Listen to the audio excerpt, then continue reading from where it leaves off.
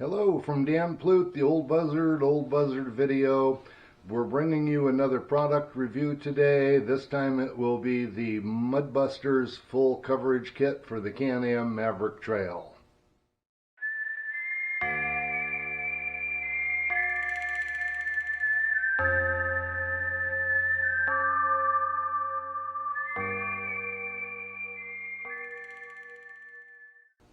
In the interest of full disclosure, I'd like everybody to know that I did not pay anything for these. They were actually sourced by another member of the Can-Am Maverick Trail Facebook page and were sent to me so that I could have a look at them and make a little video and do the product review. But I just wanted you to know I don't have any direct affiliation with these folks or anything like that. I'm not beholden to them for anything. So let's unbox them and see what they look like. So here they are. This would be a front right here. They're all pre-drilled and everything, I'm sure, to match all the divots that you've seen around your Maverick Trail. These things are real hard. You know, they're the high molecular weight plastic, I'm sure. I haven't looked at the specs, but these things look like they're going to be rugged. So that's one of the fronts right there. And then these are rear here. So they've got quite the mud flap that sticks out back. In fact, there's some specs here, and let's see if I can get to them real quick.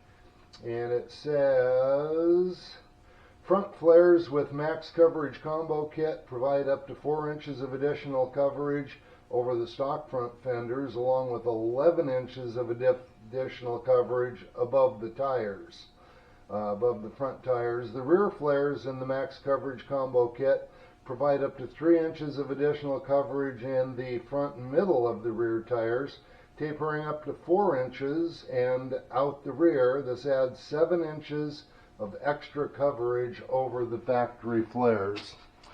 Let's go over and hold them up to the machine and see what they look like. Okay, let's hold the front up here. And in fact, the front's the bigger of the two. It kind of surprised me. I thought this was probably the rear mud flap because it's the biggest, but it's actually the rear. So it goes up right about, let's see, there's the hole that goes into. So they appear that they're going to be a real nice fit. And I hope you can see it like that. I'll get you another shot. But that should reduce the amount of mud that this thing slings by quite a bit. I've got a little wider than normal tires on. These are 10-inch wide.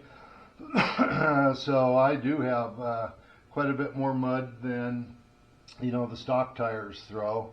But this ought to reduce it like crazy. So Mudbusters may be the right name for them. Okay, I'm not sure how well you're going to be able to see from that angle, but it should be a little closer. And again, right in there, and yep, those screw holes are lined up. So that's about how they're going to fit and how much coverage they're going to give you. Gee, that's going to ruin my fun. This thing will sling mud. It'll sling it forward, and if I'm going 20 or 25 mile an hour, it slings mud up high enough that going 20 miles an hour, I'll sling it up, and then a few seconds later I run into it with my windshield. I always thought that was pretty funny, but yeah, that's not going to happen with these things on. We'll have a look at the rear next. Okay, let's have a look and see how the rears fit on. I was pretty impressed with the front. They were going to go on pretty easy and give me pretty good coverage, but let's look at the back, because a lot of my mud problem is in the rear, getting the taillights covered up, all that sort of thing. So let's have a look at it and see. I would imagine that this first screw hole here is going to line up down there.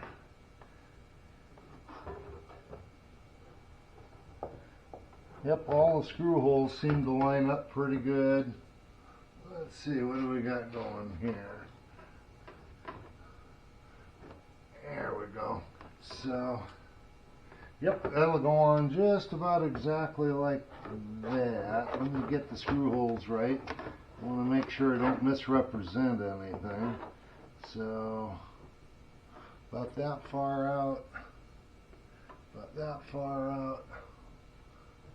Right in like that. Of course, it'll be snugged up tighter in the corners and whatnot, but that's generally what she's going to look like right in there.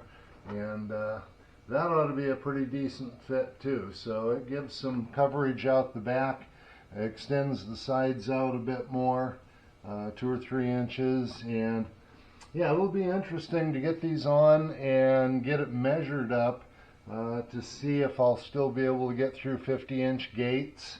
And hopefully the hardware maybe is something real easy to take off. So if you know you're going to go through some gates that are real critical and real tight at 50 inches, perhaps they'll be easy enough to take off that for those rides you just take them off and go, and then for when you're on the bigger trails, leave them on.